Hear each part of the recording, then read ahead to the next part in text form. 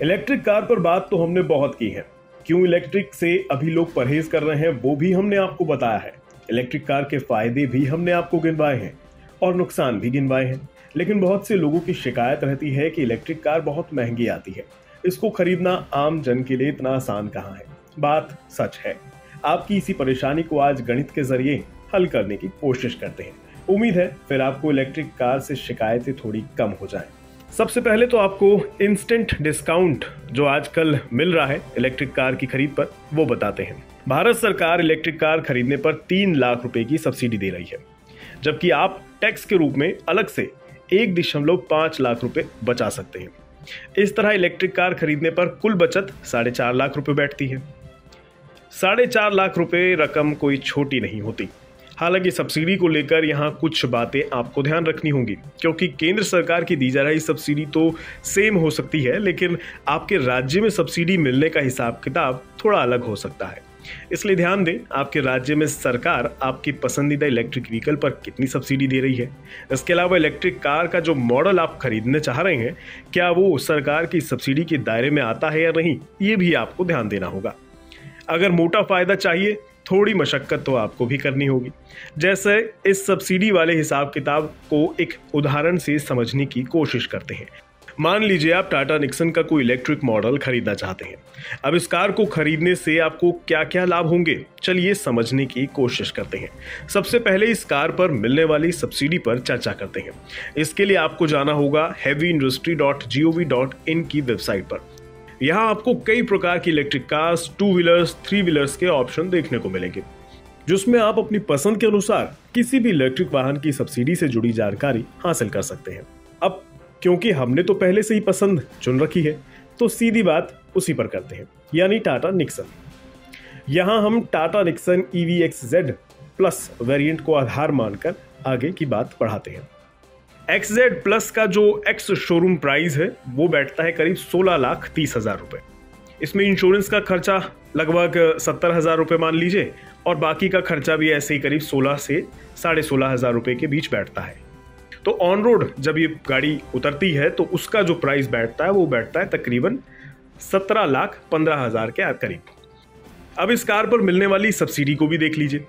XZ plus electric Tata की जो ये गाड़ी है, इस पर सरकार दे रही है 2,99,800 रुपए की सब्सिडी। वहीं राज्य सरकार की बात करें तो वो करीब दे रही है 1,15,000 रुपए की सब्सिडी। ये बात मैं दिल्ली के संदर्भ में कर रहा हूँ, आपके राज्य में ये अलग भी हो सकती है। तो कुल डिस्काउंट हुआ 4,14,800 रुपए। कार की कीमत के हिसाब से ऑन रोड प्राइस हुआ 13 लाख रुपए के करीब। इसके अलावा अगर आप कार पर लोन ले रहे हैं तो लोन की रकम पर चुकाए जाने वाले ब्याज पर भी आप 1.5 लाख तक की टैक्स छूट हासिल कर सकते हैं। कैसे? तो आपको बता दूं, इनकम टैक्स कानून के सेक्शन 80 EEB के तहत आप इलेक्ट्रिक व्हीकल को खरीदने के लिए गए लोन की रकम के ब्याज पर 1.5 लाख रुपए तक की छूट हासिल कर सकते हैं। यानी 13 लाख में 1.5 लाख और घट गए। अब ये कार की कीमत रह गई करीब 11.5 लाख रुपए। ये कार महंगी तो आपको अब भी लग रही होगी। चलिए गणित के हिसाब किताब से इसे थोड़ा और सस्ता करके देखते हैं।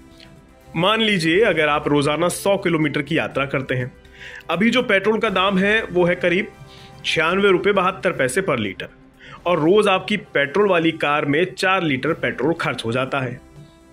तो रकम क्या बैठी? 400 रुपये से कम। लेकिन इसे 400 रुपये अगर मान ले तो 25 दिन कामकाजी जो होते हैं उस हिसाब से रकम बैठती है 10,000 रुपये। वहीं अगर आप इसको अब इलेक्ट्रिक के संदर्भ में देखें, बिजली की 1 यूनिट पर खर्च होता है 6 रुपये पर किलोवाट।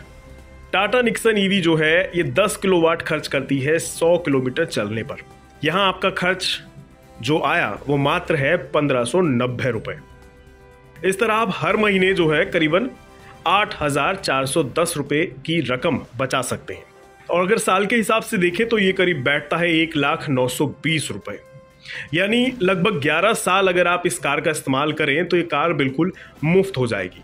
लेकिन अब आप कहेंगे कि इतने साल तो कार की बैटरी भी खत्म हो जाएगी, फिर उसका खर्च भी तो सामने आएगा। बात सही है।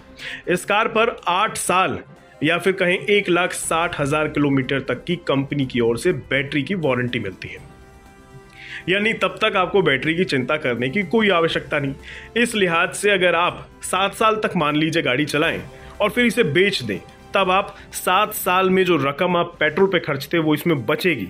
यानी 1 लाख रुपए हर साल बचाकर 7 लाख रुपए आप बचा सकते हैं। और कार की जो 11.5 लाख की कीमत है उसमें से इसको घटा दीजिए, तो एक्चुअल जो ऑन रोड प्राइस आपकी कार का पड़ेगा वो बचा 4,50,000 रुपये। उम्मीद है ये कार अब आपको सस्ती ज़रूर लग रही होगी। स्टोरी पसंद आई हो तो कमेंट बॉक्स में थम्स अप ज़रूर लिखिएगा।